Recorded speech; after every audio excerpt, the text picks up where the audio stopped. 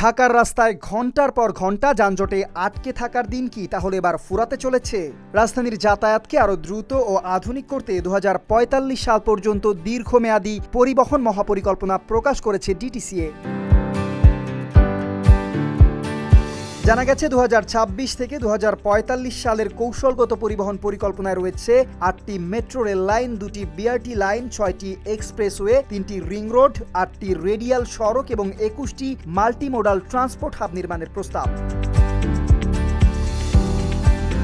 এদিকে পরিকল্পনা অনুযায়ী 2045 সালের মধ্যে মেট্রো রেল নেটওয়ার্ক 268.5 কিলোমিটার উন্নীত হবে। পাশাপাশি মেট্রো রেলের ফিডার সার্ভিস হিসেবে প্রায় 79.4 কিলোমিটার দীর্ঘ 5টি মনোরেল করিডর নির্মাণের পরিকল্পনাও রয়েছে।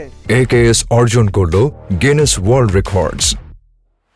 AKS যানজট কমাতে ঢাকার চারপাশে ইনার, মিডল এবং আউটার এই 3টি রিং রোড, সদরঘাট থেকে আশুলিয়া পর্যন্ত বৃত্তাকার নৌপথ এবং আন্তঃজেলা বাস টার্মিনালগুলো ধাপে ধাপে নগরীর বাইরে স্থানান্তরের উদ্যোগ নেওয়া হচ্ছে। একই সঙ্গে 32টি প্রধান রুট ও 25টি ফিডার রুট নিয়ে কোম্পানি ভিত্তিক বাস পরিচালনার পরিকল্পনাও পর্যালোচনায় রয়েছে। অন্যদিকে বর্তমানে প্রায় 19,37,000 মানুষ র্যাপিড পাস ব্যবহার করছেন। শুধু মেট্রো রেলেই প্রতি মাসে গড়ে 70 লাখ ট্রিপ স্মার্ট কার্ডের মাধ্যমে সম্পূর্ণ হচ্ছে। বিশ্ব ব্যাংকের সহায়তায় ঢাকায় 400টি বৈদ্যুতিক বাস চালুর প্রস্তুতিও চলছে। সব মিলিয়ে রাজধানীতে সমন্বিত, আধুনিক এবং গণপরিবহন নির্ভর একটি নগরী গড়ে তোলাই এখন ডিটিসি এর দীর্ঘমেয়াদী লক্ষ্য।